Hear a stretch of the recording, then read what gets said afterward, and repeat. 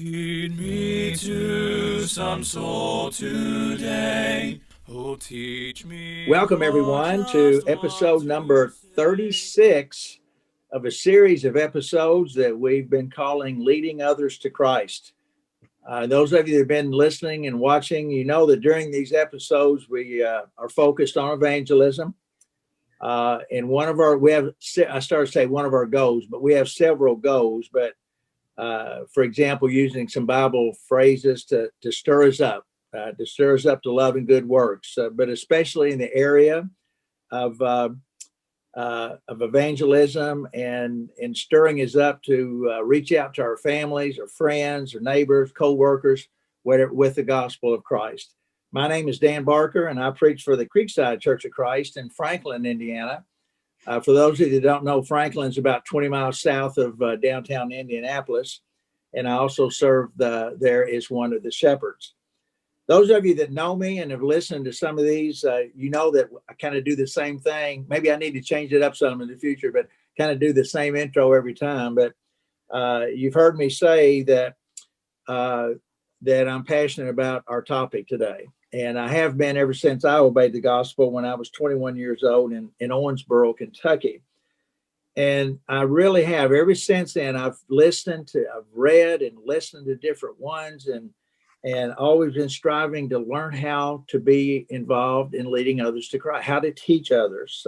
I see myself more as a teacher than a preacher, but again, using some Bible thoughts to learn how to be a fisher of men and women, of course, learn how to make disciples, how to persuade men and women using the scripture, and then especially teaching others to teach, using what Paul said to Timothy in 2 Timothy 2:2. And the things you've heard from me among many witnesses, commit these to faithful men and women who will be able to teach others also. And then later in the chapter, the phrase is there Paul used that we need to learn how to be useful for the master. I like that, to learn how to be useful for the master. So when all this COVID stuff started, I came up with this idea of doing interviews and to try to find out other Christians out here that are passionate about this too, men and women that are fellow workers that are involved in reaching and leading others to Christ. And once we identify them, to interview them, find out who they are, where they are, how they're doing their work, why are they so motivated. So that's why we're here today. And we're so excited to have with us today someone that I'm just getting to know, but I'm confident that we're going to learn a lot from him. And I always do this too, but not if you're out driving, but if you're at home, get out your paper and pen and take some notes, because we're going to be able to learn something from Chuck. Our guest today is Chuck Bartlett. Welcome, Chuck. Good to be with you today, Dan. Excited about this. I just love this format. Well, good. And hey, as I tell everybody, anything that you suggest that we can do this to make it better, let me know, because we're a work in progress. But now Chuck is one of, I always ask everybody that I interviewed if they would refer 3 people to me that I need to interview. And one of our earlier ones that we interviewed, Kerry Keenan, preaches down in Temple Terrace, Florida. And he said, you need to talk to Chuck. And so, Chuck, we're here today because of Kerry. So I love him. We worked together up in Toronto, Canada. We started a couple of works up there, and I invited Kerry up because we were just so busy, swamped with classes. And that's how we got to know each other. Great guy. Yeah. And so many stories. Just think about that, the stories that would come out of the time that you two were working together. But we always start out here, and I get so frustrated because and maybe you'd say, well, if you'd quit talking, we'd have more time. But the 20 or 25 minutes that we do these, it goes so fast because of just the excitement of the topic. But we call this the elevator pitch or the short bio. Chuck, would you tell everybody where you were born and a little bit about your past, maybe who taught you the truth and where you are now? Okay, great. So let's just start with the fact that I was born in Toronto, Canada. I'm a Canadian by birth. And when I was 7, we moved up what they call cottage country, 3 hours north of there. And there was a very small congregation there. The preacher was Brian Sullivan. and I was part of a Baptist group. They call it the Brethren Church up there in Canada. And there was this family that moved into town, and we were in high school. And I said to my friends, this new girl that moved into town, I said, I'm just going to date that girl. And she was a member of the church. And it wasn't very long where we set up some studies because, in my mind, I was a Christian. She said, do you want to have a Bible study? And I'm like, well, wow. Sure. No harm with that. And it didn't take me long to realize, wait a minute, you guys don't think I'm a Christian.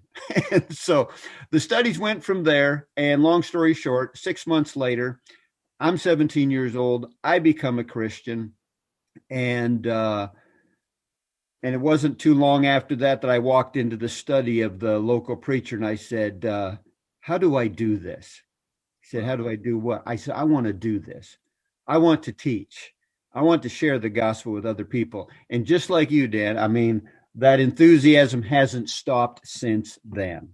And so we just been, he says, well, there's a couple things we could do. You could work with me, but I know that there's some classes down in Danville, Kentucky, where Steve Wolfgang and Kelly, wow. Yeah. And I went down there for a couple of years with him. And Kelly was just such a great guy. So you went from Canada to Kentucky? Yes, I did, for 2 years. So see, since I'm from, I was born in Illinois, but we spent so much time in Kentucky, I always tease everybody. So you went from Canada to God's country in Kentucky. That's right.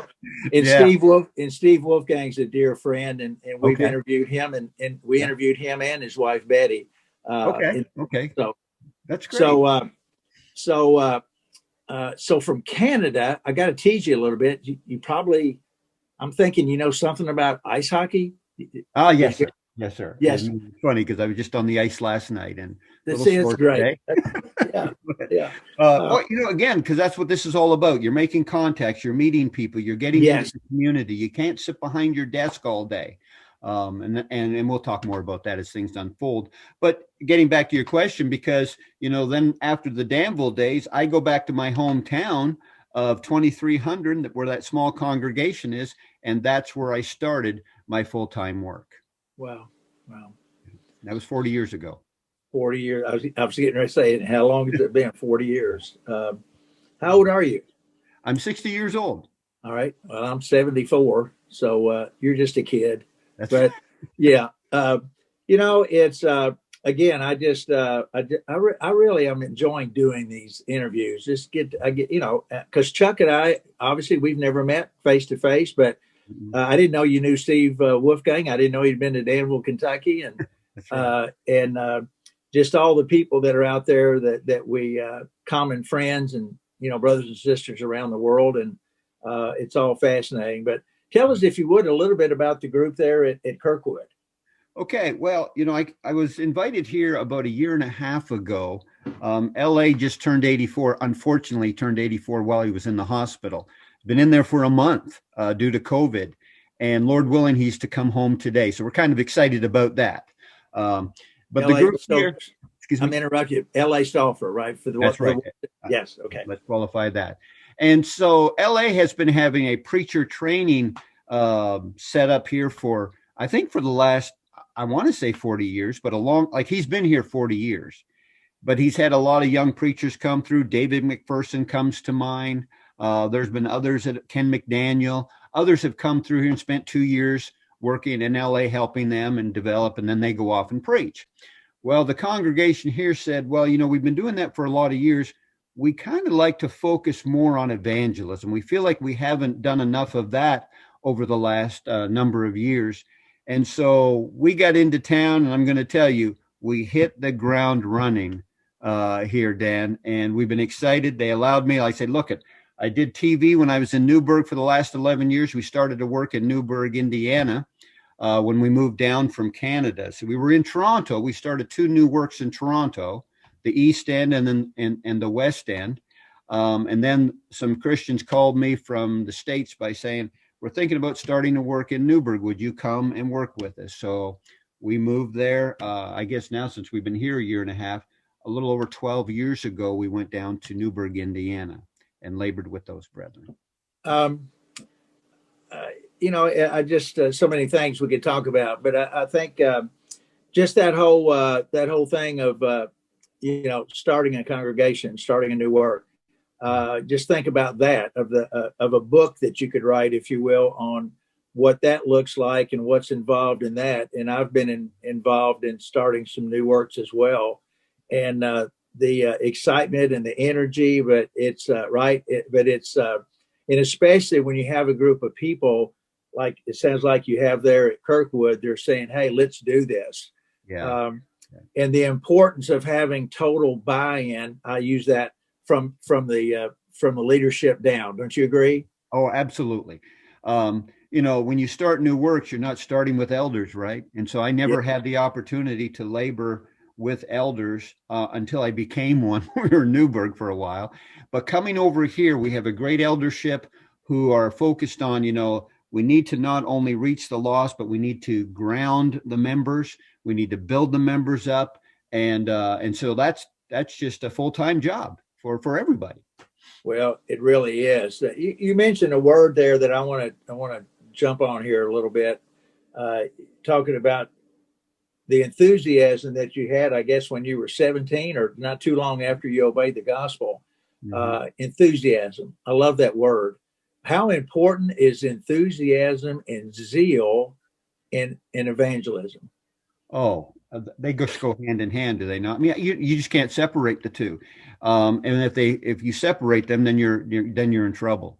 To me, the wisdom, when we ask the question, I think I heard one of your interviews already, Dan, talking about what motivates you, right? What motivates you to go and spread the gospel? But to me, I want to go to heaven. And when God says, go into all the world and preach the gospel, that helps me stay on the straight and narrow. I think people are missing out on seeing the many benefits of personal evangelism, because you are so focused on helping them get to heaven, and in turn, that's helping you get to heaven. And I just get excited about it. Well, and promise me you'll keep that enthusiasm, keep it going. It's. I think you said this, and I know you spoke at the Truth Lectures 2015, I think, and I was reading your presentation there. And one time, I think it was you that said this, of talking about the zeal and enthusiasm of the joy. This whole thing about reaching and leading others to Christ is to experience that joy of that. Maybe the first one, or not just the first one, of when you see somebody that responds to the teaching of the scriptures and they obey the gospel. Describe that, Chuck. Oh, man. I'm going to tell you, while you're talking, I'm not joking. The hair on the back of my neck is standing up. Wow. Because you just get so much joy from that, of seeing people, but you're experiencing their joy. I mean, they come up out of the waters of baptism. They're hugging on me. I tell them the bad news is you don't get to choose your relatives. I'm your brother now, and we're laughing and we're crying and we pray and we hug. And, here's a person that had no hope, now has hope. That's what it's all about. And see, to me, Dan, there are two passages of scripture that I live by, two passages. One, my favorite is in evangelism, is Matthew 7 and verse 7. Our Lord says, if you seek, you'll find. I told the couple last night, look, if you're really looking for the truth, you're going to find it. And we need to see that there are people, for where I live right now, there's people in the St. Louis area that are looking for the truth. Sure, and I'm saying, brethren, put yourself out there, help them. Let God use you to help them. And secondly, the other passage is Romans 1:16. Don't put so much pressure on yourself. To me, the power's in the gospel. I've never converted anybody. I say in the sense where I've planted and watered, but we know who gave the increase. Absolutely. And I understand when we've converted people, so I don't want to put a negative spin on that. But the point is, the gospel is so powerful. It's changed the lives of so many. It changed our lives, didn't it? Oh my, yes, absolutely. Yeah, and again, think about all the passages that come to mind about having confidence and the way Paul talked, and his confidence was at the level that it was because of what you're talking about. He understood the power of the God. He knew it wasn't about him. Right. He knew it was about God and the gospel and what Jesus had done. And just let me share this one with you, Dan. Yes, sir. I think you'll appreciate this one. I think you'll appreciate this one. So my wife and I are studying with a lady, and she eventually becomes a Christian, but her husband did not want us to study.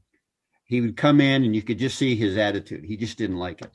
One day during our studies, he comes in and he throws down a piece of paper on the table.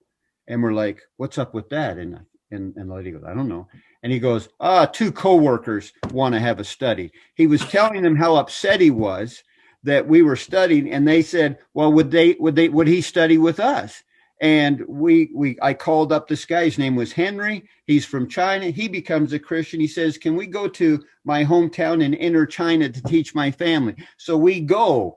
It's just like God used this guy who couldn't care less to plant, the seed of saying, my wife's studying with people and I don't like it, the Bible, and we reach them through that.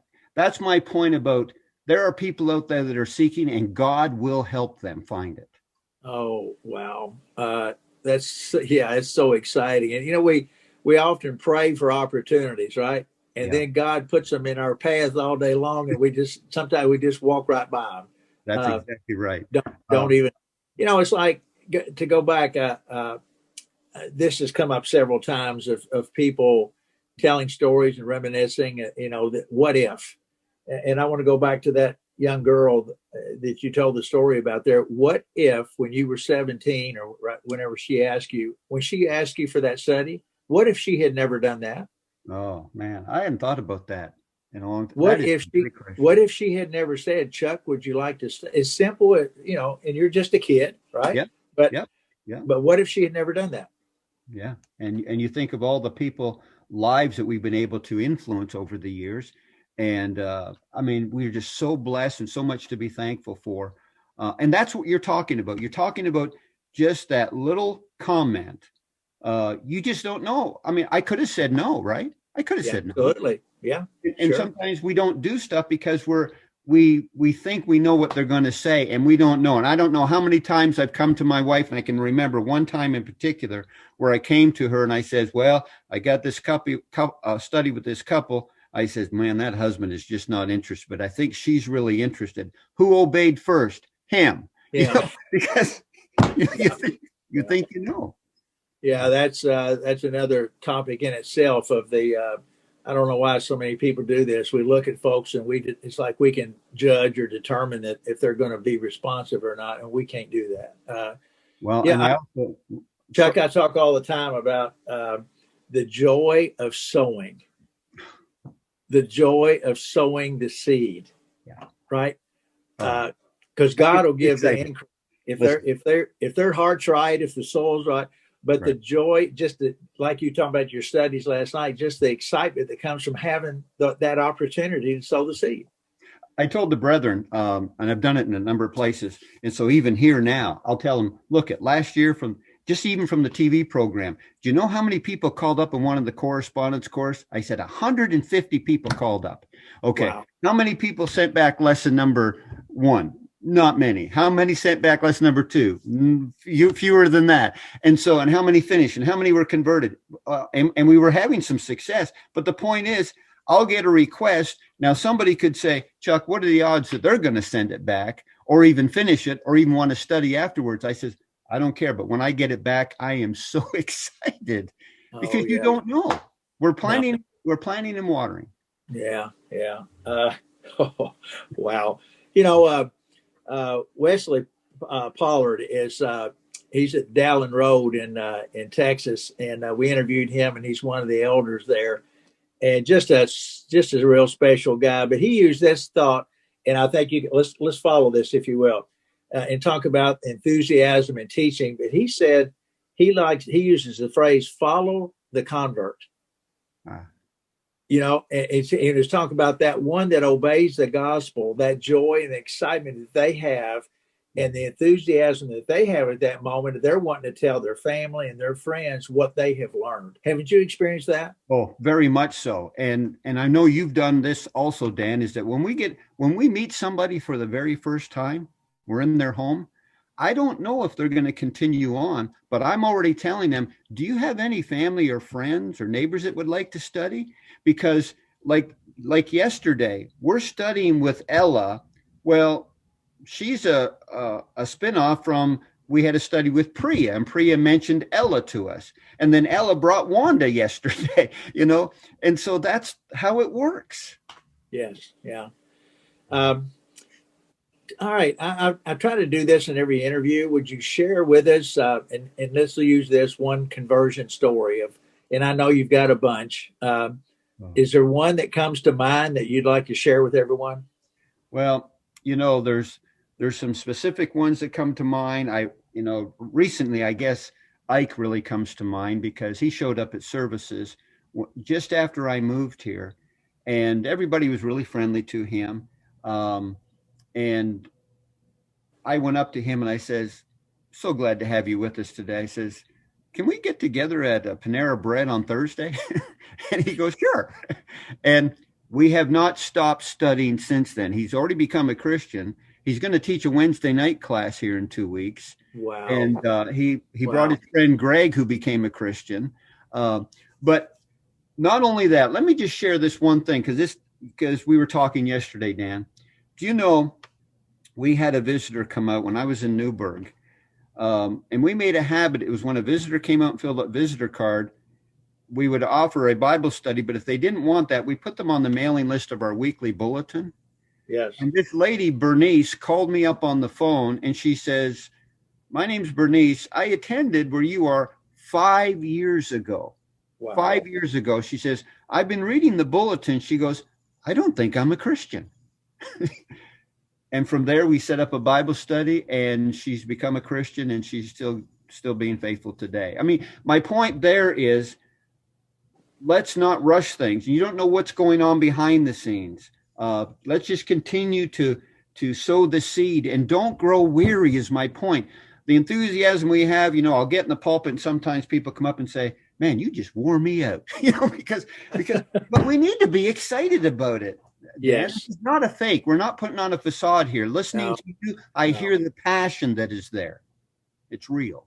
No, it is real. It is real. And not to be negative, but sad to say, in some places, the passion is gone. The enthusiasm is not there. And people are going through the motions. Somehow they've convinced themselves that everything's okay. And the church is dying, or, the churches are closing their doors every day. Christians are leaving the church. And again, that's not being negative. That's just being real. I mean, those are documented facts. And that's why I think something like this, what we're trying to do here, is so important. Is, as I said at the beginning, to try to stir each other up. What has to be done, and I want this to sound right, but I can just tell with Chuck. Chuck's excited about this. And can you be excited when you're 60 years old? I mean, but some people act like, well, when you get older, I've heard people say this. Well, your excitement when you're young, but as you get older, you can lose all that. But no, if you understand this, you're not going to lose your enthusiasm, even if you're 74, right? It's like, that's right. I mean, I hope it's there until my last breath. You guys are an inspiration to me, not just that you're not old, you're just older than I am. yes. And I look at you and I go, man, I want to be just like Dan, even, still have that passion, still have that drive, still have that love for the lost. And we've always said that. What two things are necessary for evangelism? Number one, love the Lord. Number two, love others. Because your inadequacies as a teacher people will overlook your inadequacies when they see that you genuinely love the Lord and you love them. Yes. Yeah. You might not have all the answers, but they really see that you care. Oh, yeah. Yeah.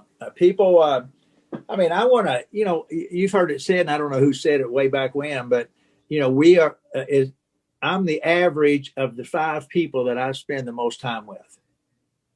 I don't know if you've ever heard that. I haven't. But so if you think about, well, who do you hang out with the most? I mean, who are five people, that are in your life? And but anyway, if we understand this, I want those five people to be people that love the Lord, and I want that have that energy, enthusiasm, like I'm getting here and talking to you. I want to be around Chuck. I don't want to be around a Debbie Downer, or not use that phrase, but somebody that's always down in the dumps and negative, and you know what I'm trying to say. Yeah, exactly. Because there's so much good that's going on. People talked about this pandemic, and I'm saying, man, this has been a great year. It's been wonderful. And I don't think if somebody were to come and visit us or visit you where you attend, and they say, man, I love what you guys are doing here. This is wonderful. Well, we're going to say, well, we don't think we're being out of the ordinary. I think we're just doing what the Lord wants us to do. I think we're not special in that sense. We're just doing. It's just that the laborers are few, and we just need to be working, and we all need to be working. All need to be, and we're not play acting. We're not pretending to be full of joy because you just walked in the door. I mean, this is the way we strive to be all the time. Sure, we have problems. We've lost loved ones. We've let, for example, my mother died here just a couple of months ago, and we have life that we have to deal with, but we're there to help. If we're crying together. If we're rejoicing together, and but sometimes we forget that, and that falls upon those of us, I think, that understand to try to help lift everybody else, to help hold the hands up of others, right?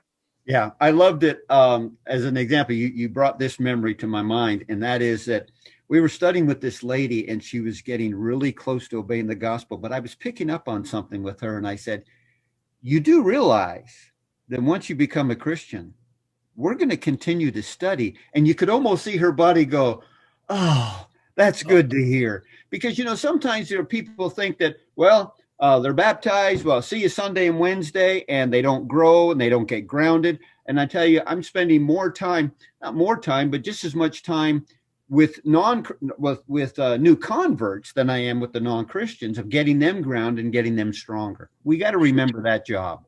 Let's talk. You mentioned the grounding of the new convert, because I think this is such a misunderstood and a neglected area in a lot of places. Of course, if you call it a new life in Christ or new converts class or whatever you call it, but of getting them grounded. I remember asking a brother one time, and he had lived in several states, and we were putting some materials together, and I said, tell me about some new convert classes that you are around. And he kind of looked at me and he went, I've never been anywhere where they had one. And I just thought, wow, well, you're not going to have a new convert class if the congregation is not reaching out in the community. And then that danger of if somebody does obey the gospel, thinking, well, they've been baptized, so they're good to go, and they're going to come in here and they're just going to absorb all this information and knowledge, and it doesn't work that way, does it, Chuck? It really doesn't. And I know you're running out of time. My last point, and I'll let you finish up with concluding marks here, Dan. But we have this lady that she obeys the gospel. So what happens is that I study with her with some other members of the church on Wednesday afternoons, but she has a Zoom class with me and her sister in Georgia on Monday nights. She joined another elders class in a Zoom study on Tuesday nights. And so the Wednesday afternoon, and she joins the Wednesday night study, and then Sunday morning. She's getting 5 classes a week. Wow.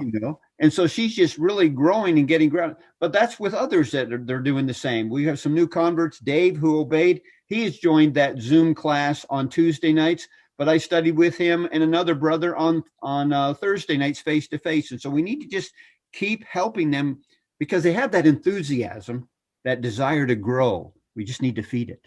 Oh, yeah. You made me think of a story. This was in Lexington, Kentucky several years ago. I was studying with an older sister, and her daughter had come to services, and she wasn't a Christian.